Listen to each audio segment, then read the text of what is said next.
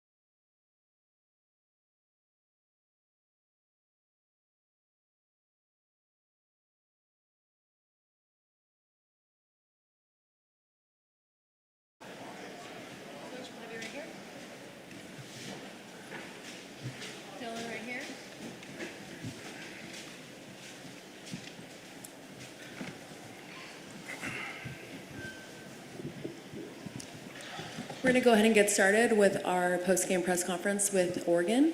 I'm going to ask Coach Lanning to give a quick remark, and then we'll open up the floor for questions. Coach? Yeah, before we get into the game, first off, just want to recognize the people in New Orleans and how we're thinking of them, praying for them. There's no place for that in this world, and disappointed to hear that happens. And the loss of life is always something that you don't want to take for granted. So I'm hoping for some solutions there. But getting into the game, they clicked tonight. We didn't, and I didn't get our team prepared. And that's a great team. When you play a great team like Ohio State, you can't not be clicking on all cylinders. And they were clicking on all cylinders. We didn't really have the ability to stop them, and didn't have the ability to get something going for us on offense. And we haven't faced a lot of moments like that this year. It's an unbelievable team. Coach Day and his staff have done an unbelievable job there. Don't want to discredit what our players have been able to accomplish this year. We had a great team. We just ran into a great team tonight, and we didn't play our best. So credit to those guys. I'll say this about our team. There wasn't a second we stepped on the field where I felt like our guys were disheartened. They didn't want to give the effort to go out there and play. I just don't think we had a good enough plan as coaches, tonight, and we got to find ways to prepare ourselves for these moments, better as a coaching staff. But I love that team. I love that team in there. I love what those guys were able to accomplish. And what's tough is when you play great teams at the end of the season, somebody's not going to come out on top. And those guys came out on top tonight. Obviously that's a team I think that has the ability to go win it all. So proud of our guys. Certainly proud of this season. And disappointed in the night. If you're a competitor, there's no way you're not going to be disappointed in the result tonight. Thank you, Coach. We'll now open up the floor for questions. Please raise your hand and state your name and media outlet when asking one. Our first question comes from the front right here. Mike's coming to you. Ryan Clark with the Oregonian. Dan, your thoughts on just how the long layoff between games between now and the Big Ten championship game impacted the guys in terms of how the game started? Yeah, I think that's an excuse. I thought our guys prepared well going in. Obviously, they had a better plan than us, but that's an excuse. That's an opportunity that we had to recharge. I thought our guys did practice well. I'd tell you if that wasn't the case. I thought they had great focus. I just don't think our plan was good enough, and I think they had a great plan to attack us. So credit to those guys. Okay, our next question will come from the gentleman right behind him. We just pass the mic. Eric Scopel, Duck Territory. Dan, you've obviously talked about the growth mindset a lot, talked about this game and maybe some of the things that didn't go right. What do you learn from this and maybe things that you need to adjust going forward? Yeah, we got to be able to adjust a little bit faster, right? There were some things that we were able to get going at points, throughout the game. We didn't adjust fast enough, and it's tough when you play a team that doesn't have a lot of weaknesses, right? They got strengths, right? Their wideouts were creating a lot of success, down the field, and then their ability to run the ball, right, makes them a dangerous team. They didn't make mistakes in special teams. You need some of those things to bounce your way. And then, offensively, we struggled to get a first down, early on. And, I thought Dylan did an unbelievable job there at the end of half, creating a spark for our team. But a lot of those weren't natural plays. It wasn't like the first read was there. It was this guy, busting his tail, and guys like TreVeyon and the O-line fighting like crazy to extend plays and, create those moments. And we just didn't have enough of those moments tonight. Our next question comes from Pat Fording in the middle. Thank you for Dylan. What were you hoping to do game plan wise that they took away from you guys? You plan to create explosives, be really good on situational football, and move the chains that way. We just didn't do that on third down, and they had a great plan, like Coach said. But if you don't go get the third, then you can't move forward, Our next question comes from the back right. Hello, Rashawn Haylock, KTLA 5. This is for Coach. How was Ohio State able to execute differently offensively tonight versus when you played them the first time? Well, I think they were able to find some shot opportunities. They caught us in a couple coverages that gave them the chance to have success. And you can decide, okay, we're going to try to pressure, and that's still going to leave some one-on-ones. But they got us in some situational checks, some stuff that was, successful, and they have great players, right? I mean, they have some guys out there that made plays, and you have to give those guys credit. Our next question comes from the green jacket right there. Zach Neal, USA Today. Dan, a lot of teams, when they fall down 34-0, they, roll over. You guys didn't. You kept fighting. You scored in the next two possessions. What does that say about your team and kind of the mentality that they have? Just that, if you give them a great plan, that they're going to have the chance to go out there and execute at a high level. And they got a lot of fight. Like I said, I thought our guys fought all night. There's probably even more opportunities where I could have given them a chance to fight, and I didn't do a great job of that. But those guys went out there and battled every second tonight. Our next question comes from the middle. Luca right there. Luke Evans, Orange County Register. Dan, just what makes Jeremiah Smith so tough to stop? What didn't work with the game plan against him tonight? Yeah, he's strong. He attacks the ball in the air as well as any receiver I've seen. I mean, the guy's NFL ready. He's that talented. He's very special. And, Will Howard did a great job of getting the ball to him tonight. And he's tough to defend. He's physical. He's got all the tools. So, really talented player. Our next question comes from the back. Yep.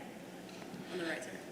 Matt Preem, 24/7 Sports. Dan, how do you use this game as fuel for motivation, but at the same time know that this team went 13-0 prior to tonight? Probably not there yet. There's disappointment, but I talked to the team, about life in that locker room and how grateful I am for the opportunity to coach this team. I love these guys, and they put it all out on the field for us, blood, sweat, and tears. But, adversity happens in life.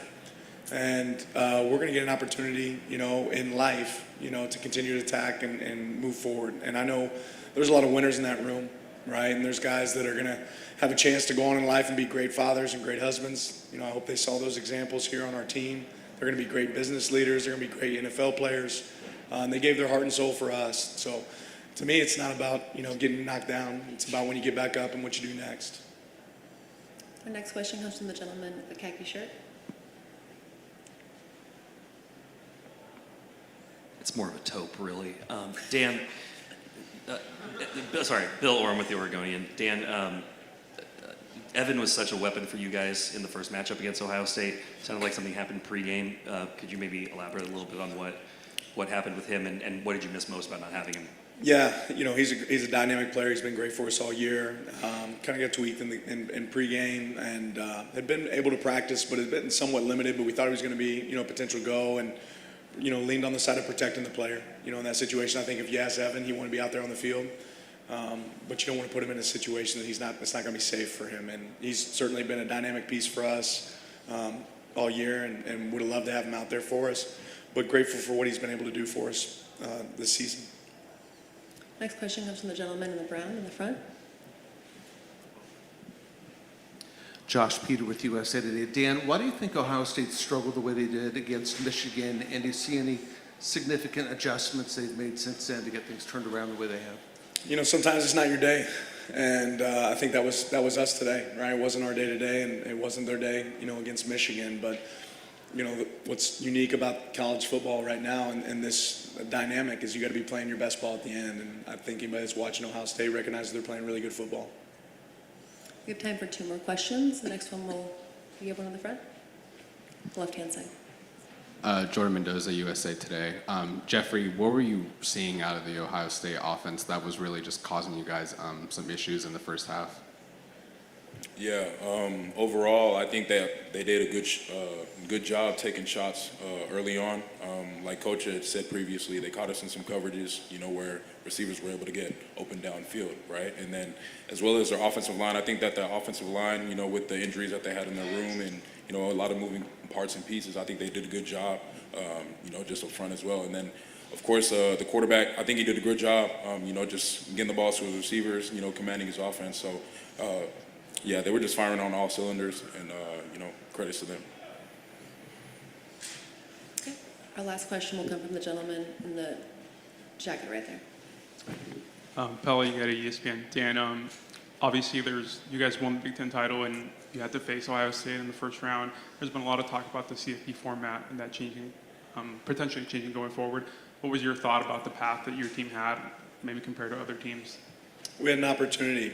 We didn't take advantage of our opportunity. I'm not going to make excuses for our opportunity, right? And ultimately, you got to be great teams to be in position at the end of the year, and we didn't do that. This was the road that we had to travel, and they did it better than us tonight. So no complaints for us for having that opportunity. They just took advantage of it, and we didn't. Thank you for your time. I appreciate your time, Coach Lanning and Dylan and Jeffrey.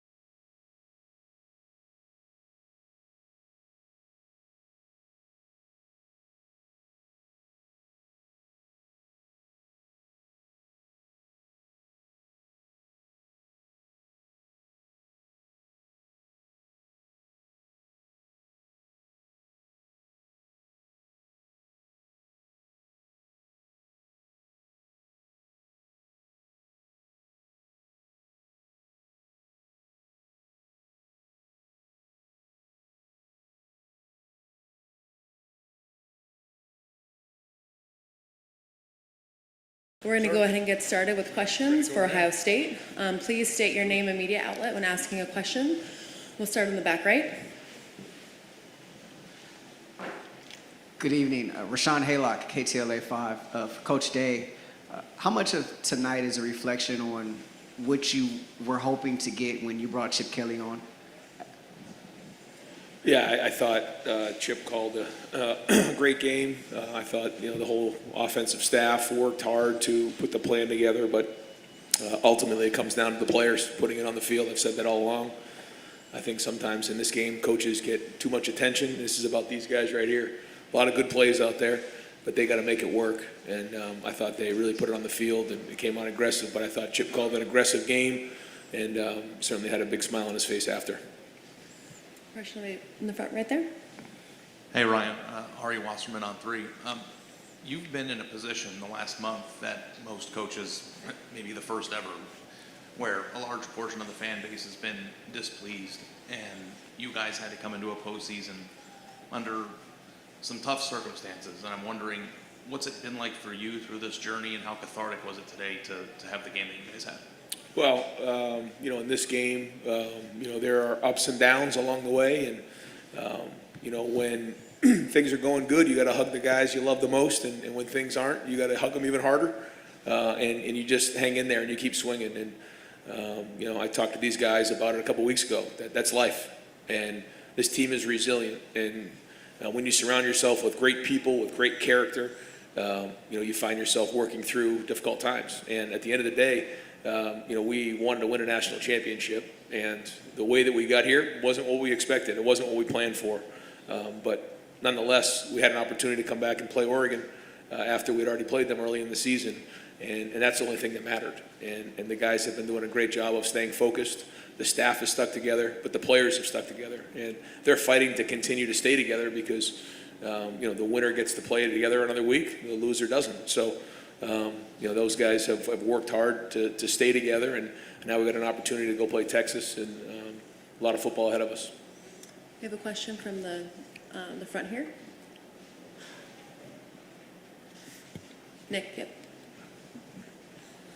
Nick Hamilton, Nightcast Media. First of all, to all of you, congratulations. Coach, just looking at the enormous impact that Jeremiah has had on this season, on your team, how would you say he mirrors somebody like a Marvin Harrison Jr., who you've seen as well to develop and be able to do great things? I think we always want to draw comparisons because that's what we do naturally. I think whether it's players or coaches, it's easy for everyone to say, well, he's this person, and not quite put him in a box, but sort of categorize them based on somebody who's come before. And Jeremiah is his own person. I think that the way that he's come in from the get-go, he had a look in his eye that he wanted to make an impact as a freshman. And I think his teammates would tell you the same thing. And he's earned the respect of the teammates, not because of his ability. You guys see his ability, but to me, it's the work ethic every day. And he comes in, he's serious. He doesn't say a whole lot, but when he does, people listen. And his maturity, physically, emotionally, and mentally has allowed him to play like this. And remember, he's a freshman. And so for him to be playing his best football late in the season speaks to his maturity. Our next question comes from the middle right. Steve? Congratulations, Coach Day. When Marcus Freeman was here after they played SC, I asked him, sometimes a defeat is the best thing that happens to a team. I know it's hard to say that when you lose to your rival, but are there some aspects of that loss that may have, in the end, where you're at right now, may have been the best thing for your team? I see you shaking your head no already. Yeah, I mean, it's hard for me to say something like that. But I know that, you're a sum of your experiences. And this team has had great wins this season. It's had some tough losses. And we have learned from those, and you got to grow, and you got to build, and you got to make sure you're, focusing on your strengths and making sure that you understand what your weaknesses are, and I think that's a big part of it. But ultimately, it comes down to our guys, and I just keep going back to that because these guys are resilient, and we're at a place where you can hear a lot of noise, but they didn't do that. And I'm very, very proud of our staff. I'm very, very proud of our players, but we're far from done. The next question comes from the second row. Hey Ryan, Dylan Davis, Delaware Gazette. I asked you this a couple of weeks ago. You talked about playing free and without fear of consequences, and over these last two games, that would probably look like that's what that looks like.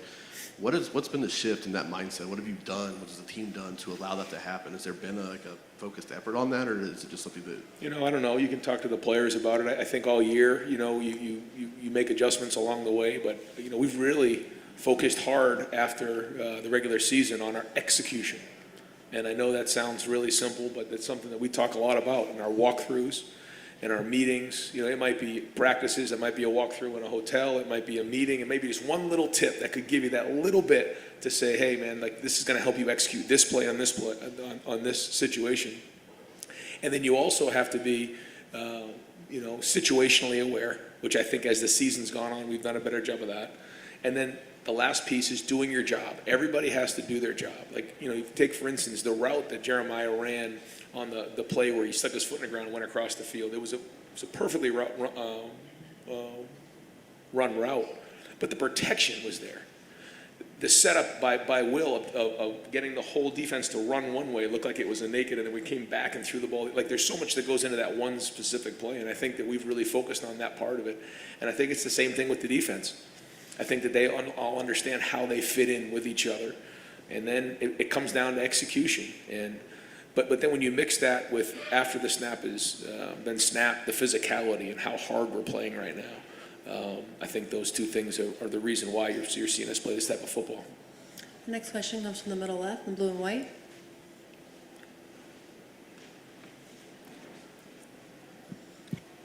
Luke Evans, Southern California News Group. Brian, there's been a lot of talk in your time at Ohio State just about this program's record and big games, the way that the last couple of years ended. Obviously, this program has bigger goals, but to win the last couple games in the way that you did, do you take any personal pride in that, for yourself as a coach, your journey? Every game is big at Ohio State, and we know that when we came and when we decided to come to Ohio State. And certainly, this game is huge for a lot of reasons, but I think the most important for our team is that we get a chance to play together for another week. To me, that's the most important thing. Every game here is important, and so when you lose, you've got to figure out how to move forward. But when you recruit great people with high character who care about each other, when you go through difficult times, you stick together. You don't splinter. And again, that's why whenever we're in these situations, I just fall back on these guys right here. I mean, I wish you guys were asking these guys questions because they're the ones on the field. These guys are the ones who are playing, not me. I'm just there to direct them and make sure that we're all going in the right direction. These are the guys who are the warriors who are doing it on the field. And I just can't say enough about these guys. Next question comes from the front row right here. AP Stedham with AP As We See It. This is for Jeremiah and Cody. There we go. What did you see? What did you see today that was different from the first game? And what are some of the things you practiced that you thought were going to be there? From the first game, I think our defensive, that was obviously one of our letdown games for our defense. So one of the biggest things we changed was just our attitude and our mentality. There was a lot of plays in the first game that we weren't even aligned. We weren't ready to go. And with offense like that, for Oregon, they thrive on that stuff. And for us, it was just that mentality we did change. And we went through a lot of tough conversations after that game and a lot of changes we had to make. But I think we're better for it now. And we made those changes. And like Coach Day said, it's all about execution. No matter what. No matter who's across the ball, you have to do your job. And if you do your job, you're going to select the result. Our next question comes from the middle right Jeremiah's there. he's going to answer it. Offensively, after that game, we had a bad taste in our mouth. We just had to come in the next day and just see what was the issues, fix the issues, and get on the field and work it. But offensively, we had to get the ball on the perimeter, take shots, and just win our one-on-one matchups, and that's what we did today. Okay, in the middle. Kevin Skyver, USA Today. Jeremiah, your offense is so good when you guys get vertical. How does Will kind of help you guys along, and why do you feel like he kind of has to prove himself week after week? Will does a great job in practice, just trusting us, throwing the ball out there. We just tell him, just throw it out there. We're going to make a play for it. It don't matter if it's a bad ball or not. We just got to make our quarterback look good. But, Will playing with that confidence that he have, Just being a leader out there, I feed off his energy. Just great guy, I love Will to death, and I'll do anything for him. Question in the front right here. Jeff Gilbert, Press Pros Magazine. Cody, Coach talked about his execution, but this is an emotional game. Football's emotional. How have you as a captain worked with your team to just let's balance the emotions with the execution and do this the way he wants us to do?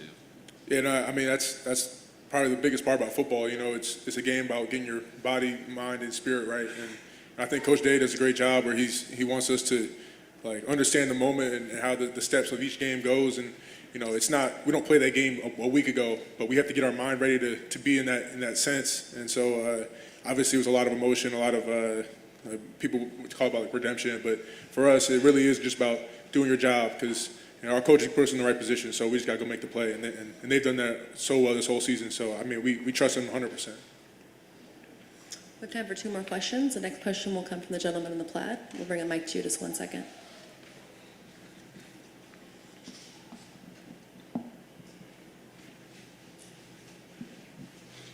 Questions for Coach Day. I'm Andres Soto from the LA Times.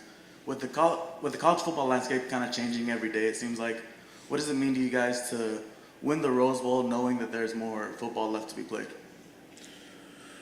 Yeah, I think for us, we literally are taking it 1 week at a time, but we are, I keep saying it, we're fighting to keep this team together because we have a great group of guys together. And I think that we believe that when we're executing at a high level, that we can play with anybody in the country. And so we have a lot of respect for Oregon. We have a lot of respect for Coach Lanning and his staff and his players. I think they're a very, very good team and well coached. So we knew we had to be at our best today. And it'll be the same thing next week. When you're playing the playoffs, you're playing against very, very good teams. And so, we hold ourselves to a high standard. And so now we're going to have to get back. We're getting back on. We're not staying the night. We're getting back on that plane. We're headed back to Columbus. We'll get some rest, and then we'll focus on Texas. The last question will come from the front right here. Ryan, you always talk, in these big games about your best players needing to step up. These last few weeks, or even going back to the Michigan game, the way Jack Sawyer has played, what have you thought about the way he's stepped up and made an impact? Yeah, I can't say enough about Jack as a leader, as a person. He really stands for what it means to be a Buckeye, and to see him playing at a high level, he's the heart and soul of the front. And Cody will tell you, just what he brings every day. He brings a hard hat and a lunch pail and goes to work. And, it's showing late in the season. He's playing a lot of great football, and he's a big reason we won today. Thank you, Coach Day, and thank you to Jeremiah and Cody for joining us. Thanks, guys. Thank you.